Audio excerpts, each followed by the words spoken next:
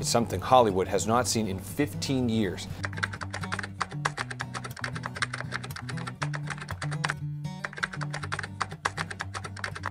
This is absolutely an existential moment for the writing profession. We want to ensure that working on The Handmaid's Tale isn't the last good job that any of us have.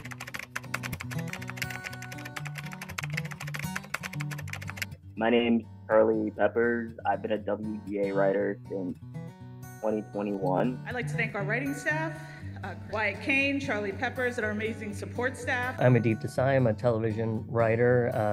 I've worked on The Goldbergs and a few animated series. I'm Brian T. Arnold. I'm a screenwriter, mostly working in features. I was a strike captain during the strike last year. I've only been in WGA since 2022, so that was kind of a big welcome to the WGA just the following year, just getting my card and going right on strike.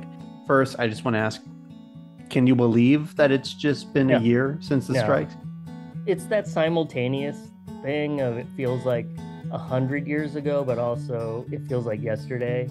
I mean, personally, for me, it does feel like a long time ago just because a lot has happened this past year. But it also doesn't feel like a long time ago because we're still having some of the same conversations.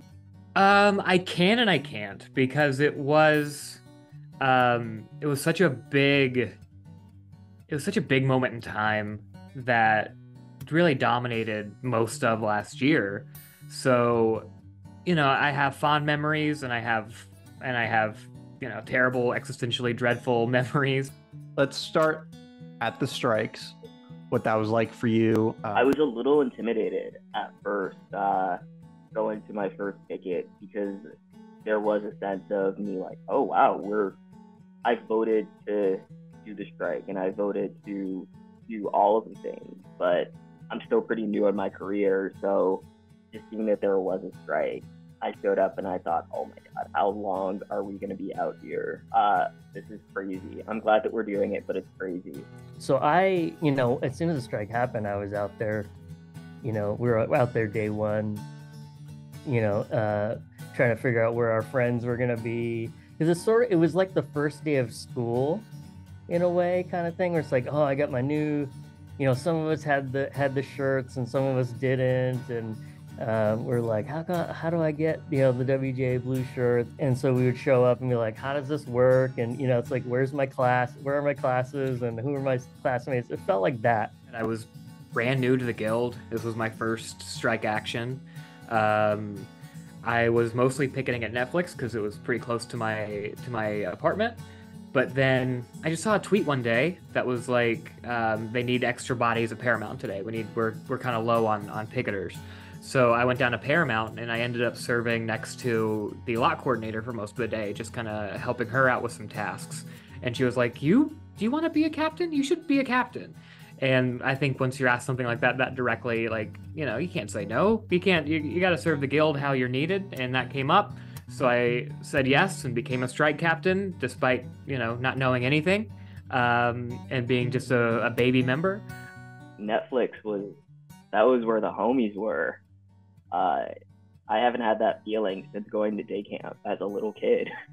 I was like, okay, we're gonna go there, and all my friends are gonna be there, and we're gonna be working and trading off posts. Oh, I have a way to make this more fun for me and less isolating. Is like I'll bring my dog with me, so I bring my dog as much as I could, unless it was really hot.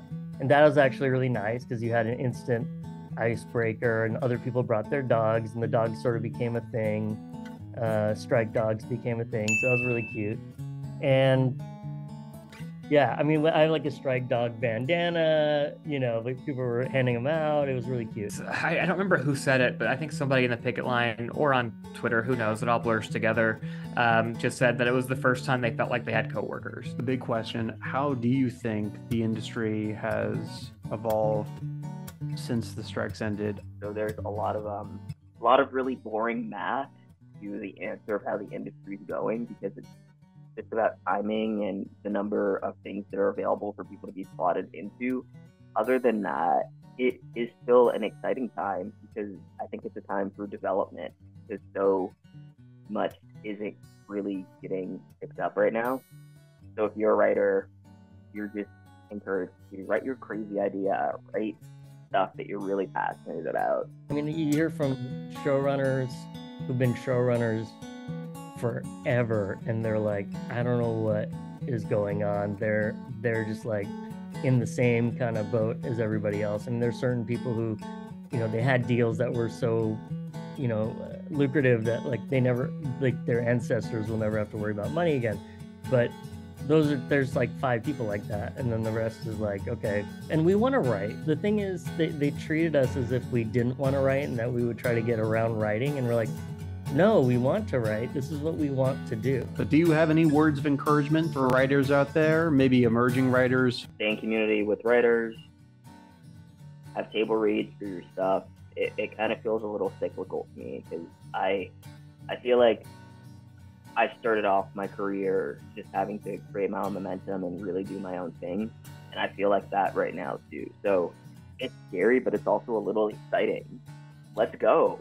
Let's see what we can create. Let's see what miracle we can make for ourselves. What we do is really important because we kind of kept people sane during the pandemic.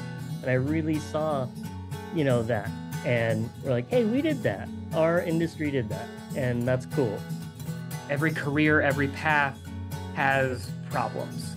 Pick the one that the problems are worth it to you. It's a hard career to get into, but man, I love it. And if you love it, it's worth it. Absolutely 100%. Is that encouraging, or is that going to break a lot of hearts? I'm not sure.